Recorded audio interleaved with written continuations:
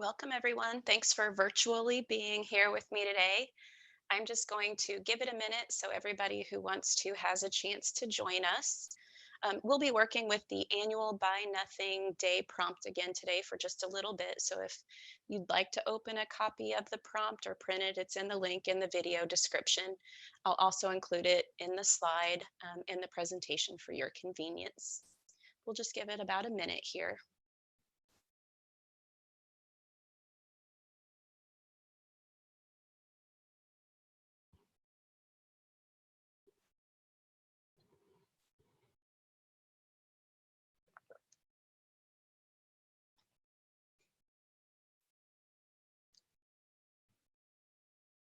We'll give it just a few more seconds to make sure everyone who wants to can join us.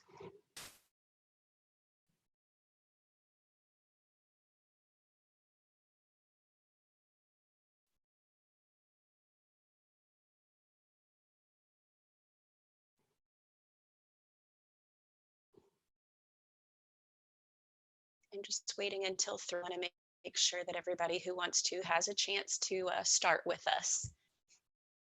So just a few more seconds. All right, let's get started. I am Dawn Knight. I'm an English teacher from Westfield, Indiana. I teach at Westfield High School. It's a little school just north of Indianapolis. We're going to start today by going over the AP exam practice from yesterday. Don't worry if you didn't do the lesson, this will still be beneficial to you as we go through it. So the assignment yesterday was to write an introduction for this argument essay prompt. I asked you to include an attention getter, a background, context, and thesis statement so that your introduction would illustrate the complexity of the situation and set up the focus of your argument. First, let's read the prompt for those of you who weren't here yesterday. So one of the first year student orientation initiatives at a local university is to collect incoming students' cell phones and keep them for 48 hours. The purpose of the initiative is to give students an opportunity to integrate into their new school culture and make friends on campus.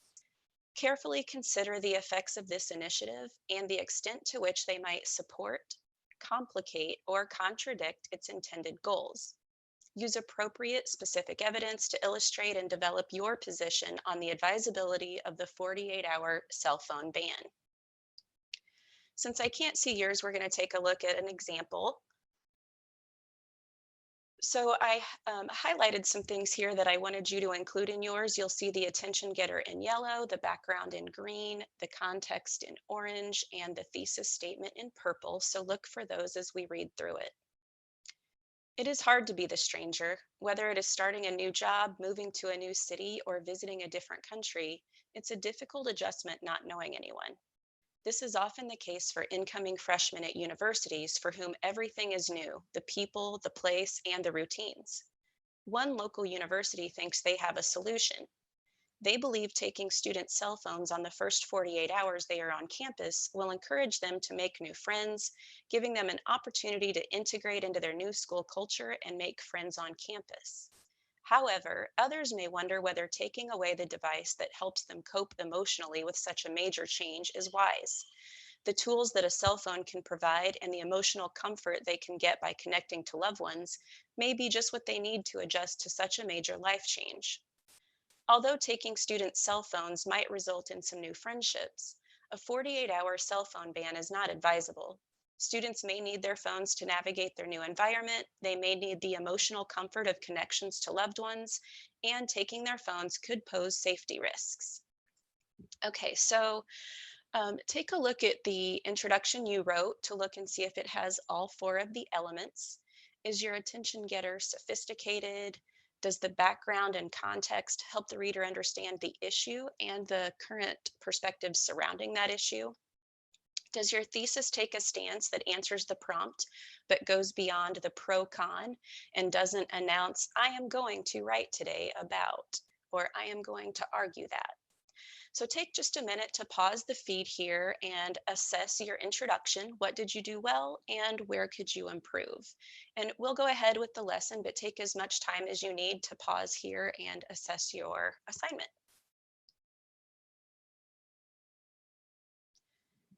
So, as we complete Unit 9 today, we'll be putting the last pieces together. We're still looking at considering the ongoing conversations in an issue. We're also looking at evidence and sources that will either support, complement, or contradict that thesis. And we're beginning to look at transitions. So, these are important in learning how to organize an argument and how to support an argument with specific evidence. And as usual, if you look at why this is important, we're also trying to get to that more sophisticated and complex view of these particular arguments.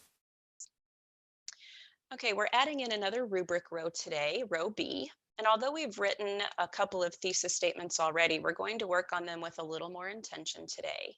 If you look at the far right side of the row, to earn a full 4 points in this row, you need evidence to support all of your claims and commentary to explain how the evidence supports the line of reasoning.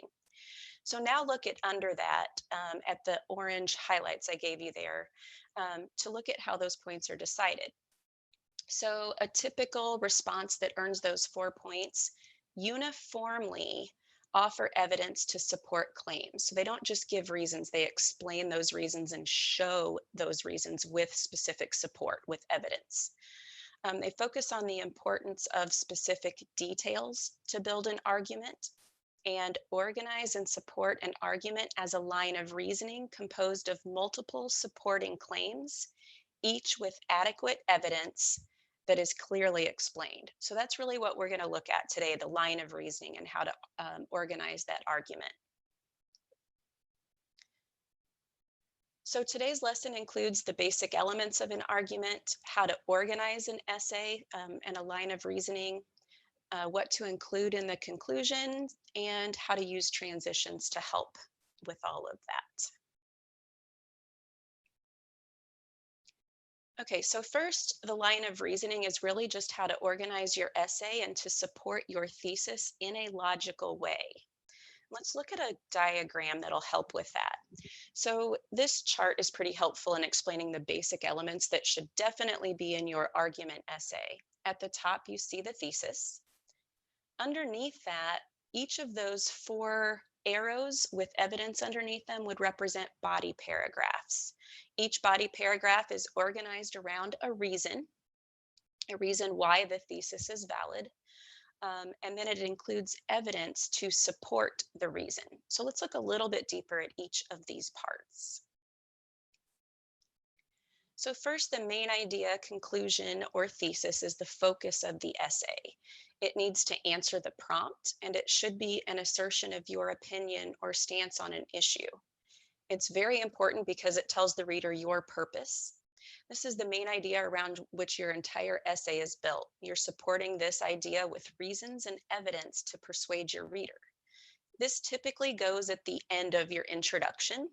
And we're going to talk in some of our other lessons about some other potential lines of reasoning where your thesis might be revealed at the end or your stance might be revealed at the end. But for the most part, you'll see them at the end of that introduction.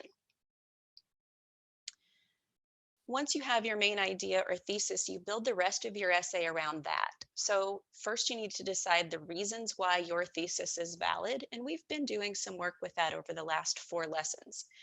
Those reasons make up the assertion or claim or main idea of each of the body paragraphs. The number of reasons may vary, but you'll typically have 3 or more for an essay of this length. This illustration shows 4, but it may vary. You also need evidence for support. The evidence is what really helps persuade the argument. It's showing that your reasons are valid, and so it supports and strengthens your argument. So now let's look at the chart again. These are just the basic elements, and there's more to the introduction than just the thesis, as we looked at today at the beginning during our warm-up. And you can't just plop evidence into a paragraph. You have to explain it and how it relates to your claim and how the claim relates back to your thesis. You also have to think about the order you want to do your body paragraphs in. Maybe you start with the least important reason and lead up to the most important, or maybe some of the reasons are connected and they need to be next to each other. It makes more sense that way. So these are just some of the basic elements in your line of reasoning. Now we're going to look at a couple of more elements to complete the argument essay.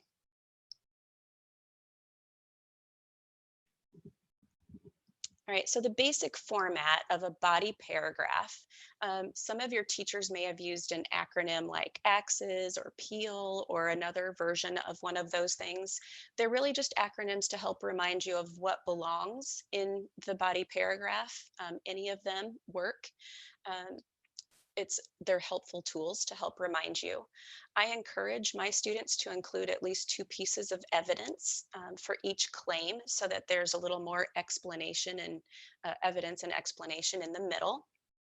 And although this is a great outline to use, keep in mind that you also want paragraphs to flow. So there might be a sentence after the claim leading into the evidence and a transition from the explanation of one piece of evidence into the next. So in other words, this is what you would include, but you don't just drop the items in.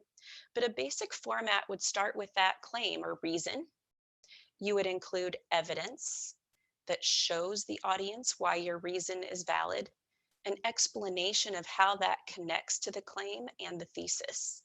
So what does all of this mean in relation to the thesis? Because remember, that's your overall idea that you're trying to show. Another possible component of the body paragraph is the counter argument. So to illustrate that we fully understand the issue, we want to consider possible counter arguments and refute them in the essay. And we talked about that in an earlier lesson as well. So let's use the stance from the AP exam practice we went over today to illustrate this idea. When you think about counter arguments, you should think, what might the other side say? Can I refute that with evidence? So let's say the stance is, although taking students' cell phones might result in some new friendships, a 48-hour cell phone ban is not advisable. Students may need their phones to navigate their new environment. They may need the emotional comfort of connections to loved ones, and taking their phones could pose safety risks. So one of our reasons might be students may need the emotional comfort of connections to loved ones to get them through those difficult first few days in a new environment. Now, we could counter that. Although the university believes that students will have an impetus to make new friends if they don't have a cell phone to reach their friends and family back home, this is not a good idea. Some students, especially those who are more introverted or lack confidence, may need their already established support network at home to help them ease out of their comfort zone so they can try and make new friends. So refuting a counter argument adds a little complexity and sophistication. It shows that we're well informed of the issue, that we know that there are other sides and that we've looked into those other sides and have come to our argument from a place of information. So it's good when you can counter those in your argument. Do be careful when you do that. If you don't do a good job of refuting, sometimes it weakens your argument to introduce the counter. Okay, we've also talked about introductions in depth in the last lesson, and we reviewed it today in the exam practice, but what about the conclusion? It should include an overall summary of your stance and main ideas. It should also delve deeper into the implications. You remember when we talked about implications and limitations. It's the so what, the why should we care? What impact or effect is this going to have? So the conclusion is a good place to look into those implications. Or what will the effects of this stance be? Finally, this is the last chance to leave the reader with an impression. So is there something you can say to reiterate your stance in a way that leaves them with that strong last impression? And you can't just drop all of these elements together into an essay. You need the ideas and paragraphs and sentences to flow. So one of the ways we can do that is through syntax. And I think we did that with our Unit 8 lesson, and there will be some more lessons on that as well. But also through transitions. I've included some of the common transitions here. You can also do a search of commonly used transitions, and you'll find a lot of them. They're just words that help you move from one idea to the next, whether it's from one paragraph to the next, from one piece of evidence to explanation, from explanation to the next piece of evidence. It's a great idea to use transition to make those ideas flow. And let's look again at an example here with the counter argument we just looked at. So without a transition, it would sound choppy. The university believes that students will have an impetus to make new friends if they don't have a cell phone to reach their friends and family back home. This is not a good idea. Instead, we can combine this into one sentence with just a simple transition like although.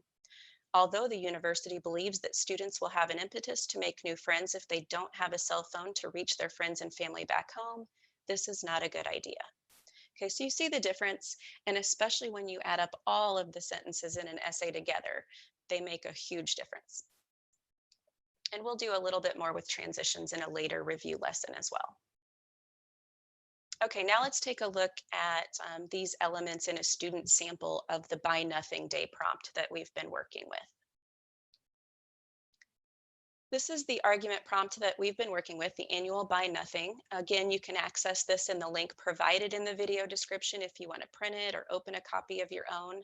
We're going to read it together just so that we all have the same place to start from today, in case you haven't seen the prompt in the earlier lessons. The first Buy Nothing Day, a day on which people are urged to purchase no goods, was organized in Canada in 1992 as a way to increase awareness of excessive consumerism. A Buy Nothing Day has been held yearly since then in many nations.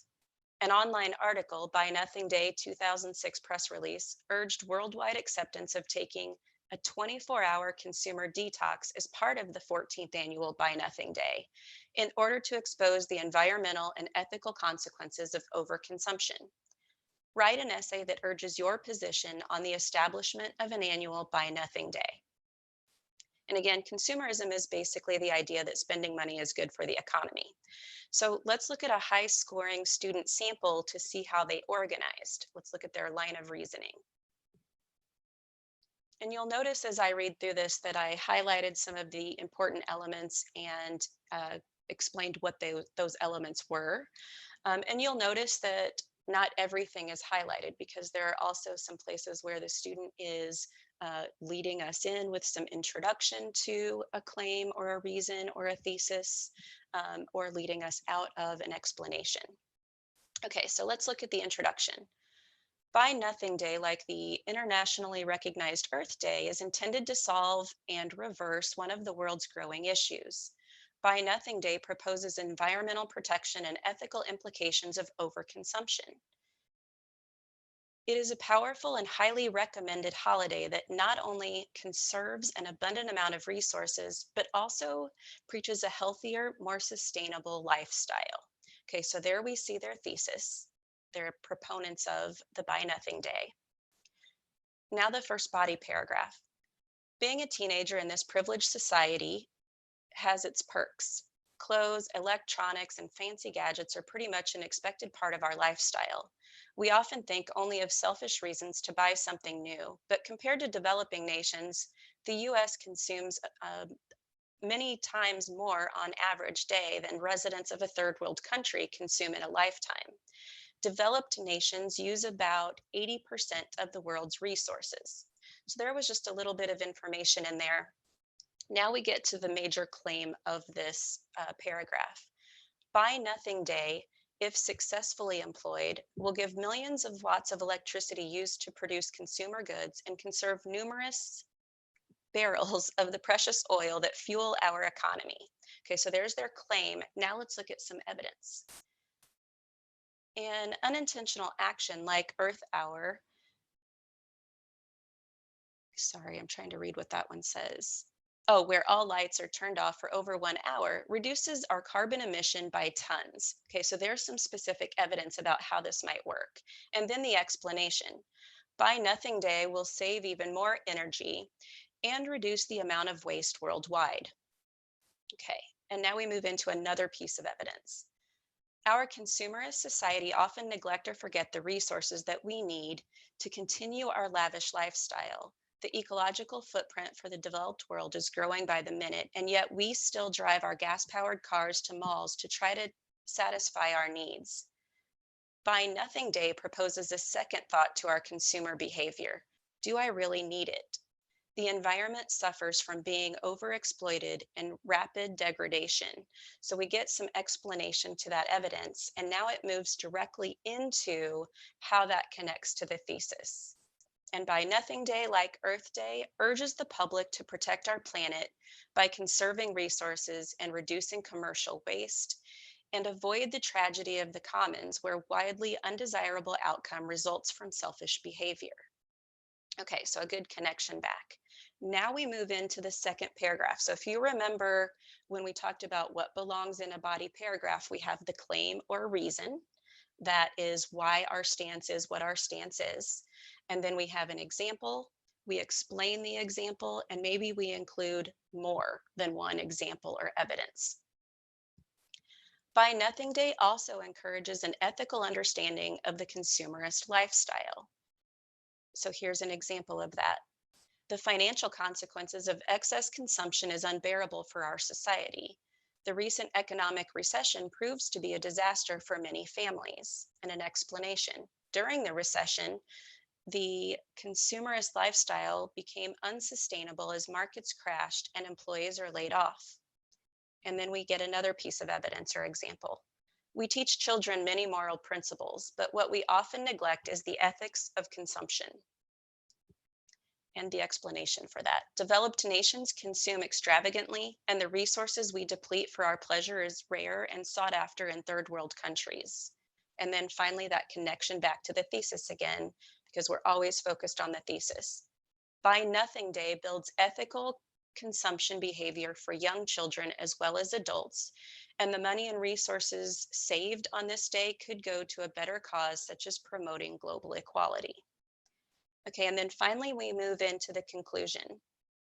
Internationally recognized holidays like Earth Day prove to be successful in protecting our environment. The Buy Nothing Day should be widely supported due to the tangible amount of energy and resources saved on this particular day and the healthy lifestyle that it promotes in this excessively consumerist society. Okay, so we get some back to the summary of their thesis, and then the implication of that. With the establishment of Buy Nothing Day, our environment will benefit tremendously. Okay, so the environmental implications there. Okay, so it's pretty clear to see the student's line of reasoning. Overall, this was a high scoring essay. It had that clear line of reason. Everything was focused on the thesis, and the thesis was a direct answer to the prompt. They included specific reasons for their stance, and those claims were the organization around which each of the body paragraphs were evident. And they were supported with specific evidence, which was explained and connected back to the thesis. In the conclusion, they included a brief summary and implication. You might have noticed they only had 2 body paragraphs, and that's okay. It's better to have 2 complex body paragraphs supported by multiple pieces of evidence than to try to add a third that is kind of forced and doesn't really connect back to the thesis.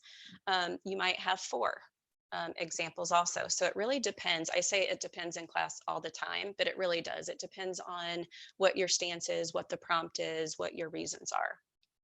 So even though this essay was high scoring, it wasn't perfect. There were a couple of places where transitions would have made it a little less choppy, and acknowledging and refuting some of the counter arguments might have added a little more depth and sophistication. But overall, it was very, very nicely done, and that's why it scored in that high category. So today we looked at the basic elements of an argument, how to organize the essay to create a strong line of reasoning, what to do in the conclusion, and how to make the essay flow better transitions. And that brings us to today's AP exam practice. We're going to use the cell phone ban prompt again to create a line of reasoning. I included a handout in the link in the video description that'll guide you through the assignment. The exam prompt is part of that handout as well for your convenience. I thought it would be good to use this one since we wrote an introduction for it and you have that stance that you can build your line of reasoning around. So hopefully that'll help you put this assignment together. But use that handout, it'll help guide you through the assignment. So Mrs. Velitis will be doing the next few lessons, and I will see you again mid next week. In the meantime, stay active, stay healthy, and remember that there are a lot of us who care about you. Okay, thanks. Have a good one.